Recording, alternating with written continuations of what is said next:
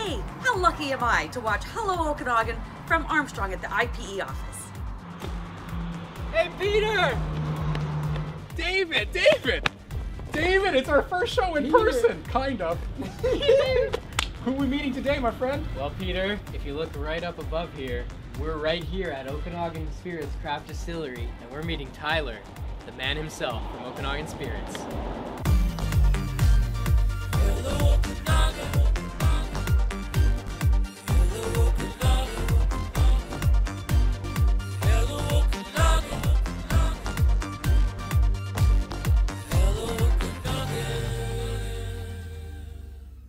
Hello, Okanagan. Hello, Okanagan. Hello, all viewers, and welcome to another episode. Today we've got Tyler from Okanagan Spirits, and we're very excited to get into the history and everything that makes Okanagan Spirits Okanagan Spirits. I'm glad you guys are here. Talk about deep-rooted Okanagan roots.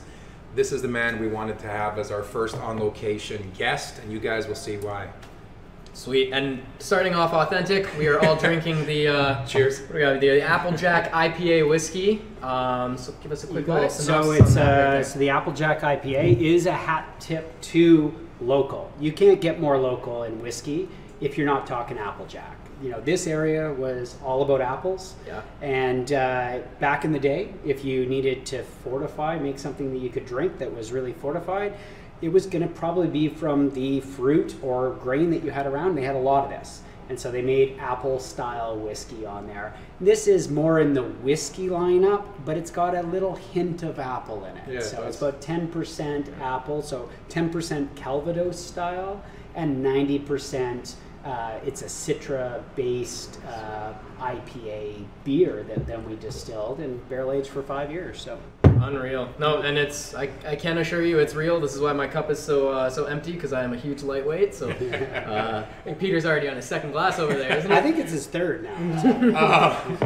I'm Greek, so I can handle it. I wanted to ask, let us know about the roots. Like, where did all this start off? How long have you guys been in the Okanagan? Yeah, so our family's been here for 4 generations. So we are Okanagan born and bred. And really, with Okanagan Spirits, when you come to craft distilling, it's about celebrating terroir. What is local? What is your story to tell?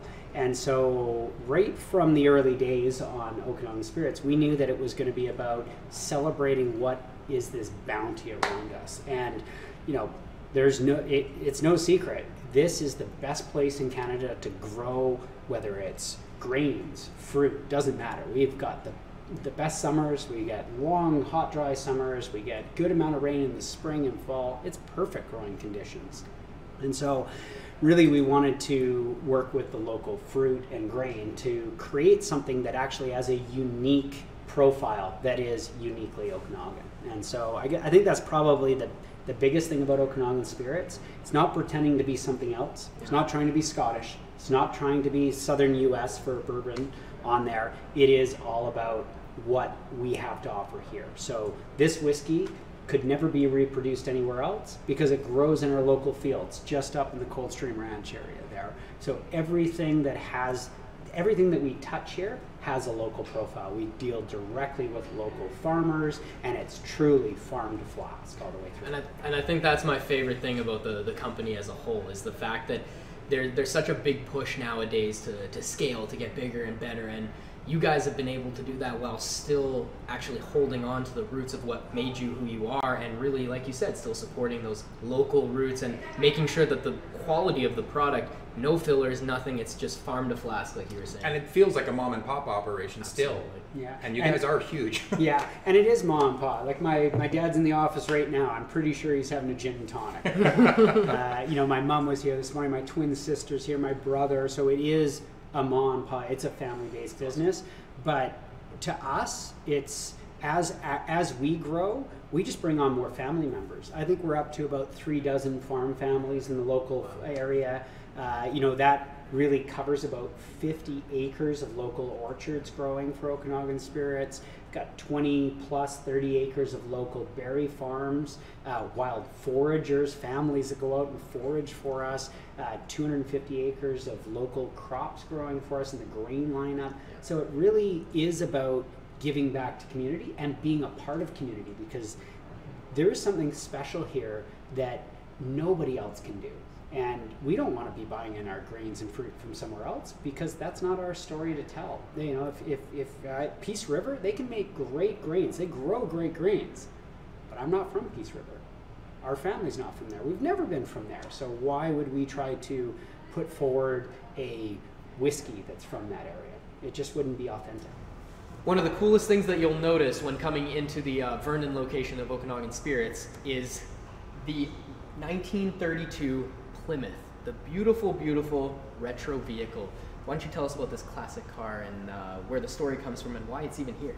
Yeah, so we really wanted to make the feel of Okanagan Spirits be that of Prohibition. And so being the first farm-to-flask distillery in Western Canada since Prohibition, we wanted to do a hat tip to that. So when we were designing the distillery, that was always in mind. So that's why Okanagan Spirits here looks like Moonshiner Shack meets Prohibition era. But one thing we didn't have was during Prohibition, there was a lot of rum running going on. There was a lot of guys driving around alcohol. So we were looking all throughout the Okanagan to see where we could get our hands on an era-specific vehicle. And it just so turned out that one of the area's biggest moonshiners at the time called us up and said, I think I've got the car for you. And so we ended up going out there, maybe drinking a little bit of moonshine, spending the evening way into the wee hours of the night and morning. And by the end of it, we're gifted this beautiful vehicle behind here. So it was, I think, really one of those things where it's, again, local community saying, hey, you guys are pretty much designing something that is a hat tip to the industry, to the area, almost like a historical piece in here. And this is where it belongs. And so we ended up bringing that back here. And this is the condition it was in. Like it was covered in dust, of course. So But, what year did you get this? This was 2015, so right when we were opening up, and all we did is run a little bit of water over top of it, and this was the condition. Really, really well maintained. Oh, it's gorgeous. Unbelievable. So yeah, 1932, like you said, Plymouth, Bonnie and Clyde car. So it is the Bonnie and Clyde model on there. Something except out for of it doesn't have the bullet holes on the side. Wow. People spend tens of thousands of dollars, you know, remodeling and refixing the cars up and everything, restoring, and all you guys had to do was hose it down. So we wanted to talk about what I call the octopus here. You want to give us a story about this bad boy? Yeah, is it true that there's only 2 of these in the world? Only 2 in the world, yeah. Two in the world. 2 in the world. So basically, if you want to make the world's best vodka, you need the world's best still. And so this still was commissioned a number of years ago, almost a decade ago now, by an individual in the States. It's just so happened that his timing was a little bit bad. In the 5 years of development, the recession hit, and all of a sudden there was 2 versions of this still. They were twins, and they were made, and they were too big for craft. They were too small for commercial. They could distill above the level of any other still in the world, so above 96, right to 96.4% alcohol, which is theoretical purity. So never been done before. And all of a sudden, these guys developed a technology to do it. Now, at that time, we were going through our expansion, being the first in Western Canada craft distillery. We got to a point where we needed to grow. We were rebuilding the distillery here. And so what we ended up doing, we started to ask, hey, would you sell us our still? I know you guys have had a hard go and you're not going to be using it, and you've never used it, it's still in a box, has never been put together. Would you sell it? And eventually, after a lot of back and forth, they agreed to sell it. No doubt. And at 10 cents on the dollar, which we picked it up, still North America's most costly copper pot still. But this is Godstilla, and she's beautiful. Godstilla. Godstilla. So 2 in the world, and we've got 1 in the Okanagan, of all places. But you also want to remember, the Okanagan is birthplace of craft distilling in Western Canada. So if Godstilla is going to live somewhere, It belongs here. she should be. Absolutely, Yeah, and exactly. you know, I mean, if you're gonna, like you said, if you're gonna make the world's best spirits, then you've got to have the world's best tool. This is the Elder Wand in Harry Potter It terms is. of distilleries. It is, yeah. It really is, and that's really where it comes down to. If you're making, if you want to have the claim as the world's best vodka, you'd better be able to distill to the purest level possible. And you also have to start with the best grains or fruit. But we live in an area that grows the best grains and fruit.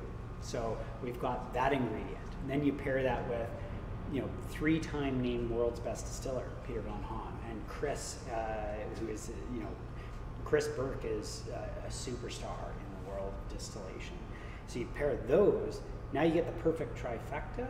You get these. As long as you keep Dad and myself and the rest of the family out of the way, you let those guys go at it, they're going to make the world's best spirits, bar none.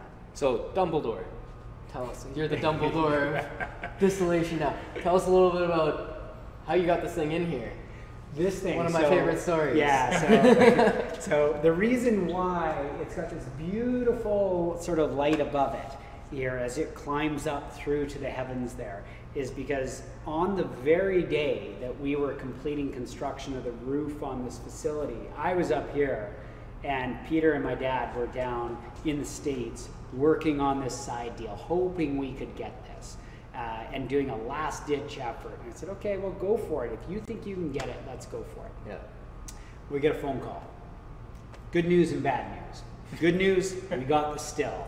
And of course it was like, oh my God, we've got the Holy Grail. And so we got the Elder Wand. The Elder Wand. This is, and it's the only one. It's going to be the first time the Elder Wand's been put to power. Yeah.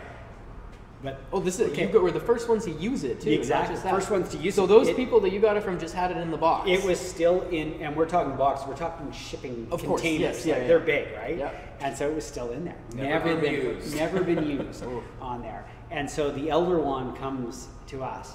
But the bad news, roof had just gone on, and Dad said, it's about 8 feet too tall for you to build it. And so we've got what we call the doghouse. So we say that Dad and Peter got put in the doghouse for buying a still that was too big for the staff. And now we've got a beautiful skylight. Just we do, and it's 50 plate copper pot still. So it allows us, by the time it works the gas, so the alcohol works its way to the top of the first column, it's already at what would be considered world premium level spirits. So 94.5, 95% alcohol. The majority use. The majority, yeah.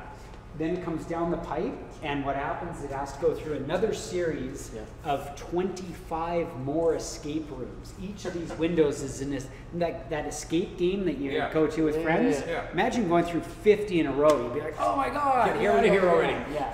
So by the time it gets through 25, it's already at, Grey Goose quality or some other thing where people are like, oh, it's the world's best vodka. Now it comes down, and it's starting from scratch to go through to get another 2% purity out of that. Wow. That 2% purity is what the Elder Wand gives. That is the magic point on there. Without that, you're just commercial. With that, you're into this sensational new world.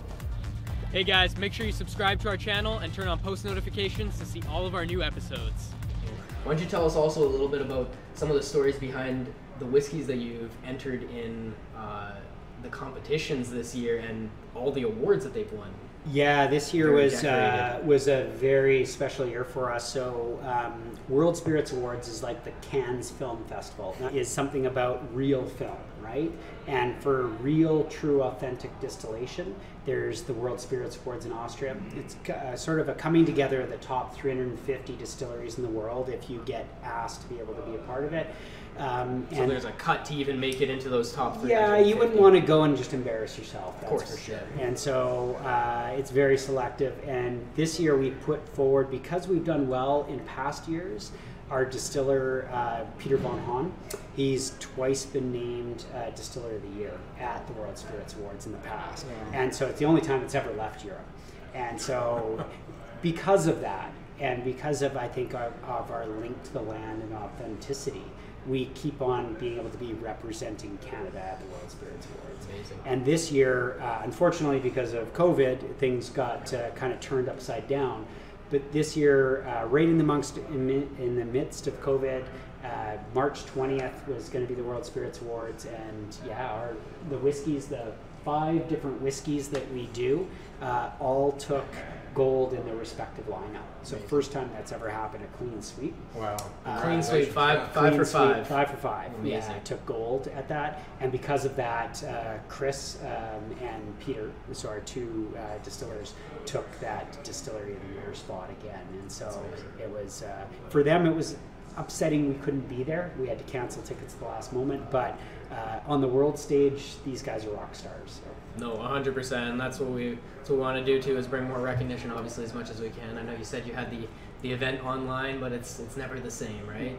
Yeah, it's never the same. Actually, we had a chuckle about it because at the night that they were supposed to be at the World Spirits Awards, these guys are so great.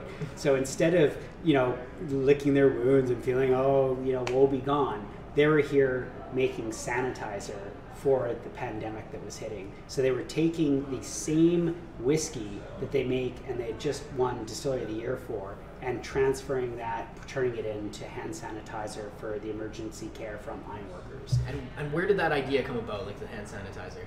You guys were the first ones in the Okanagan to do this. Exactly. So really it came about, myself, I'm the head of the Craft Distillers Association for the province. I deal a lot with government, and it became very apparent early on that, no one had thought to actually stockpile sanitizer. No. Even though it had been months in coming, it was just one of those things that never got the box ticked. And one of those things that was getting hoarded by private purchasers and reselling at gouging prices, right? Yeah, and there's lots of conspiracy theory around whether the big companies actually have it and are not releasing it, and all that aside there, because it's top dollar, right? Whoever's going to pay. So as a distillery, we make alcohol. Alcohol is the base for sanitizer. So really in the industry, the only people that can pivot are those who can make the base ingredient. And so we pivoted. We had a family meeting and a staff meeting right early on. Said, you know what? We're not going to the World Spirits Awards. We're in the middle of this. This is something we can give back to our community. There's none in the community. If our frontline medical workers don't have it, we're all hooped. And so we switched. I think it was a no-brainer. It was a decision on the spot, and that next day, full steam ahead, all stills going, both distilleries making it. Amazing. And you guys do put on a lot of events, obviously with COVID. A lot of those will have been canceled, but I personally have been to many just here in the Vernon location. Do you do events in Kelowna as well? Yeah, so we do quite a lot. Their scale, here is much bigger. We're 17,000 square feet here, so we can do a lot more. Oh yeah, we've done everything from concerts to yoga. I've been to a few Christmas parties here. Oh yeah, there you go. Exactly. Yeah, Prohibition style events. Prohibition party, one of the hottest ticket events of the year. As an event person, you don't have to decorate anything. It's already here for you if you're doing Prohibition. Yeah, so it's great for that. Amazing. And the Kelowna one too, but Kelowna really up to maybe 90 people. It really functions best around 50, 60, but if you really want to throw a party, that's about your limit. Fair enough. And tell us about your other line of liqueurs and such. Oh yeah, so we do 33, 34 different spirits, so everything from liqueurs. If you think about alcohol, you've got, in spirits, you've got liqueurs as a category. So fruit-based alcohol, where you make a fruit alcohol first, take it up to 96%, so like pure alcohol, and then you put that on top of fresh fruit. So it macerates, it pulls the colors, flavors, sugars naturally. So that's the old world style. So if you're used to true liqueurs, not the North American just sugar and fake flavors, but the true macerated version. So that's one style we do. Do about 11 different fruit and berry liqueurs in that. And then you do brandies, which we would call brandies here, but they're actually eau de vies. So they're going to be fruit alcohols where you ferment the fruit and then you double distill. So like a whiskey, but made from fruit. So that's the other category that we do. We do about 11 of those. So everything from your Palenkas to your Slivovitz to plum, like if it's a plum brandy, an apple brandy, which would be a Calvados, a Poire William, a pear brandy. So all these very elegant, but European style digestives. And where do you and you sell all of these, like even those brandies, like you sell them right in here? They're all right here, yeah, right alongside the New World spirits that would be like your vodkas, your gins, your absinthe, what we talked about, aquavit, and then your whiskeys. And of course, in North America, you've got vodka, you've got gin, and you're going to have whiskey. Those are going to be the top tier, yeah. But the other ones really round it out nicely, and as people are opening up their palates and they're experimenting more. They start to, and they travel more. As maybe not now with COVID, but when that resumes there, they get to go to Hungary, and they come back and they're like, I had this beautiful spirit that was there, and I think they called it Schwilowitz or they called it Balenka, and they come back and they're like, oh, you have that here. And then they realize that it's produced locally, because not a lot of people realize that like you said earlier, we've got an amazing climate here in the Okanagan for growing all of the fruits and the products that turn into these amazing liqueurs, and it's very similar to what they do have in Eastern Europe, in that kind of terrain, that kind of climate. I have a question to ask you about Taboo. Can you tell us about Taboo? Taboo, so Canada's first genuine absinthe. So, it was something that we did well over a decade ago, and we continue to do it. It's going back to the traditional style of absinthe. Absinthe was a beautiful drink at the turn of the century. If you go back to Impressionist time, you go back to the thinkers of the day, the early 1900s.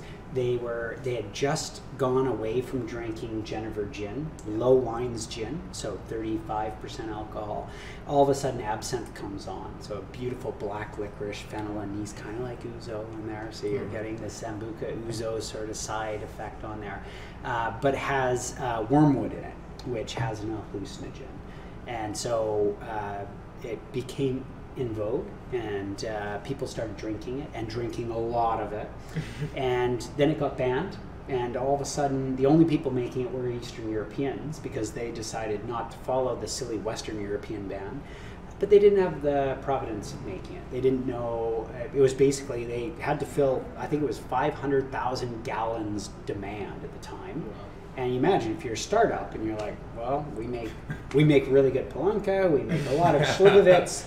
We don't make this other stuff, but we'll get it to you. Don't worry. Tomorrow afternoon, sure, we'll do it. If there's one thing Eastern Europeans can do, it's make alcohol. Yeah. Talk about pivoting. You can't say no. Exactly. It's a big order. No, especially in those times. Yeah. There'll be a communist order from the top. Just everybody needs to make at least 10 gallons of absinthe. Yeah. And so they started making it, but it was rough. It was pretty rough, and mainly because they just forced the needle, right? Totally. And so it was like, we just got to take get time to perfect it, just rushed out the product. And so that elegance of that was kind of lost. And so what we did is we wanted to go back to those elegant times. So we go back, it's a cherry alcohol base. So you think Kirsch is the base. They're slippery, smooth, just really beautiful on the tongue.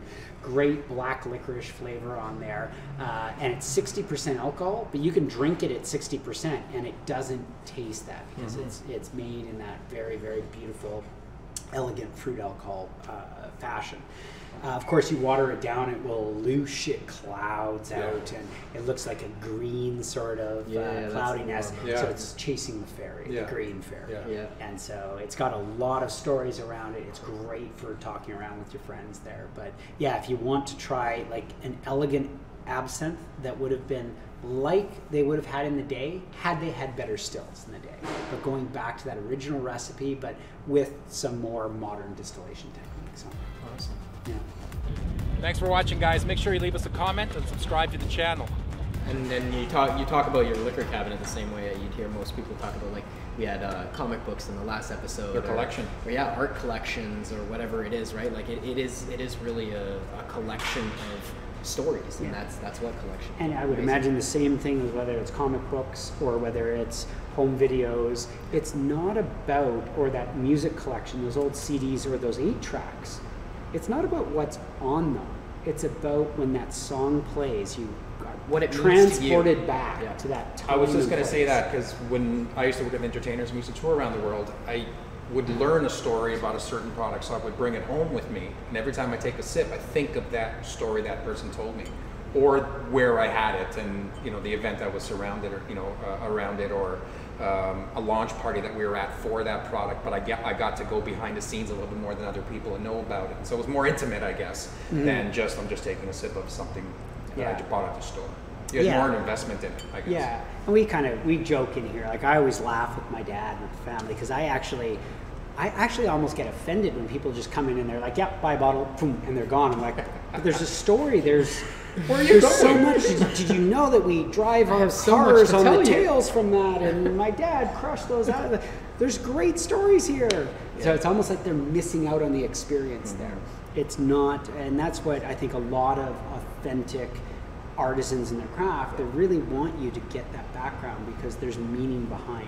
There's meaning behind why this was done. And it's not just that, hey, we wanted to produce something that a dozen other people are producing. It's no, we wanted to produce something that nobody else is producing and has its own story. And it's brand as opposed to like just transaction, right? It's the branding, and I really applaud all the staff you have across all your locations, how knowledgeable they are, and how a good chunk of them have either been in the area for a long time, or they're very familiar with the process and the stories behind everything. I mean, my dad actually lives in Toronto, and I remember bringing him here a couple years ago in May, and we came right here and we spent over an hour before we bought a bottle, and we just heard all the stories and everything surrounding the gins, the vodkas, all the whiskeys, all your lines of whiskeys, and it's amazing to get that feel of like, you know, tasting every little bit. You know, you taste a little bit of every one, and then you hear the story behind it, and it really is amazing. It's quite an experience. Yeah, and that's, you know, what we hope to get out of it. You come to the front door, you won't get past the front door when the blue herons are up there without my dad telling you about the blue herons. And most people would say that's not good for business. But it is good because they remember that crazy old guy that told them about the blue herons and then wouldn't let them leave without having 14 different samples of something. So it really is about those stories and community, and that's where, you know, at the end of the day, yeah, you can make something that's mass produced, but there are people that are way better positioned to do that than us, and that's their desire, and that's not our desire.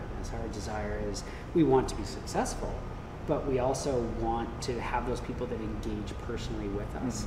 And so the feedback that we get from, you know, when we get someone that says that was the best bourbon style whiskey I've ever had, you know, that's the best part of our day. Oh, you got a little souvenir there, Peter? Are you taking that home or what? No, I wanted to talk a little bit more about this because I know every time I talk to people outside of the Okanagan, they always mention Laird of Fintry. Yeah. So Laird of Fintry is Western Canada's original single malt whiskey. First whiskey in Canada to be named to win gold at the World Spirits Awards. When that happened, it kind of transformed that craft whiskey market. All of a sudden, it's like, oh, people in Canada can make good products. Like, what's going on here? And of course, whiskey gets a lot, especially single malt. It's got I wouldn't say an undeserved bias, but people think that that's the king of whiskeys, right? And so when you take the throne of the king of whiskeys, people stand up and take notice. So, you know, after Peter and Chris got the hat tip of, you know, taking the top spot there, we got to pour it for the Duke and Duchess. We got to pour it for Trudeau. We got to pour it for all these celebrities and stuff like that.